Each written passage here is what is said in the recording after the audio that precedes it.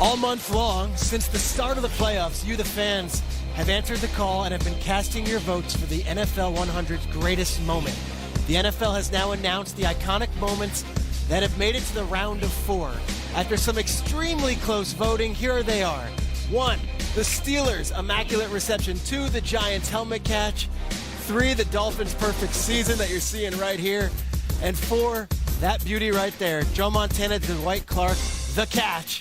1982 NFC Championship game. 100 greatest moments. Now vote for the greatest moment in NFL history. The winning one, as selected by the fans, is going to be revealed Super Bowl Sunday. Go to NFL.com/greatest moment. What do you think it's going to be, Shregs?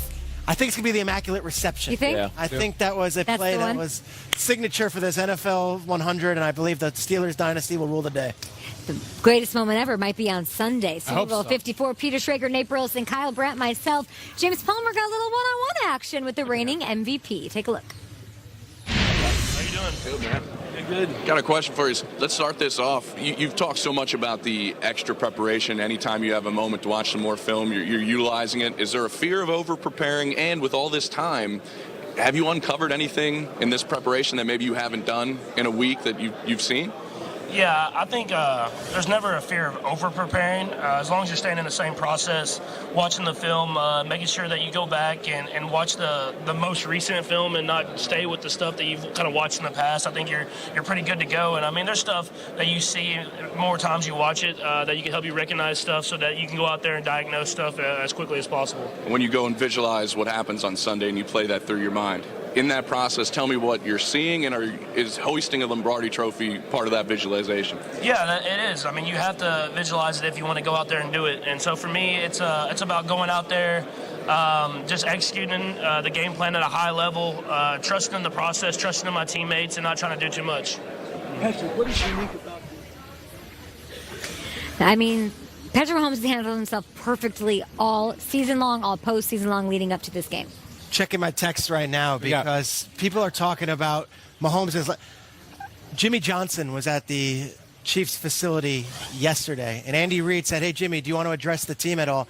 Jimmy Johnson, who is a legendary Hall of Fame coach, spoke with the Chiefs players, and I'm told he gave a pretty rousing, motivational moment for them. Mahomes right now is infallible. There is no one who is knocking him. He is being treated like he's Tom Brady. I'm wondering if the 49ers are watching all week. All of us in the media pump up Mahomes as if he's already been there, done that. And if there's a sense of, hey, let's bring him back down to earth for a little bit. I'm fascinated by the Mahomes storyline because if he does win and play like he's been playing and continues to carry himself like he's been carrying himself this entire week, this might be Mahomes' world, and we're all just living in it. I hear what you're saying, but you can't rattle somebody that's unshakable. It's been like this his entire career. Even when he was drafted, they had Alex Smith, and they moved on from Alex Smith, and he took over. Then all of a sudden, it was Mahomes' team. Very young, wet behind the ears, very green, but still, the moment he stepped on the field, he had control of the narrative. Like, he didn't allow the outside noise to describe who he was. The person that we're seeing in front of the camera is the same person we see in the huddle. It's the same person we see represent this organization. And when I talk to players within the Kansas City organization, they say, you know what? We follow him because we believe him. Sure. And speaking from a wide receiver perspective, after 11 years of football, I can't tell you that every quarterback I believe. Sure. There's times when guys would step in the huddle, and Kyle, you know this is a running back. Yeah. You look in their eyes, and you would see somebody that was a little shook, not Patrick Mahomes. It's uncoachable, unscoutable. It's everything. And I do wonder about if this thing goes right, we're living in Mahomes' world. I keep coming back to the point we've talked about a lot of time. There's a feeling amongst Chiefs fans, maybe amongst the Chiefs themselves, that we're set. Even if we lose this game, we got a decade of Patrick Mahomes, and I don't think it's too ironic that we are in Miami right now. Go back to 1984. Dan Marino was Patrick Mahomes. Yeah. The Dolphins were set. If we win this one, we're going to win Super Bowls for years and years. He never got back.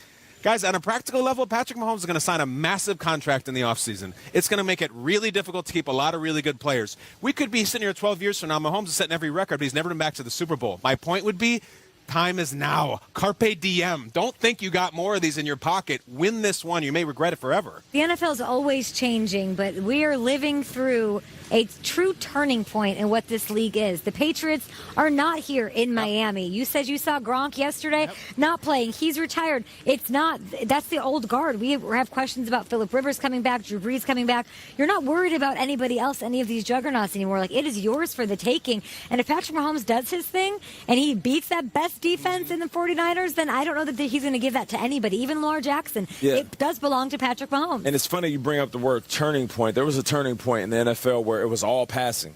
It was, you know what, let's just light up the scoreboard. And now we have two teams that are so different. You have the 49ers who can run the rock, old school, something out of the 80s, like hard-nosed, 3 yards in a cloud of dust football. And then Patrick Mahomes. The question will remain for the next few days, what if the 49ers get the lead, keep the lead, and bleed the clock? And the shot that we see more than Patrick Mahomes' highlights on the field is him on the sideline with a jacket on trying to figure out when he was going to get back in the game. Nate, I get these alerts on my phone. I have this app that tells you of, like, impending, danger in your area.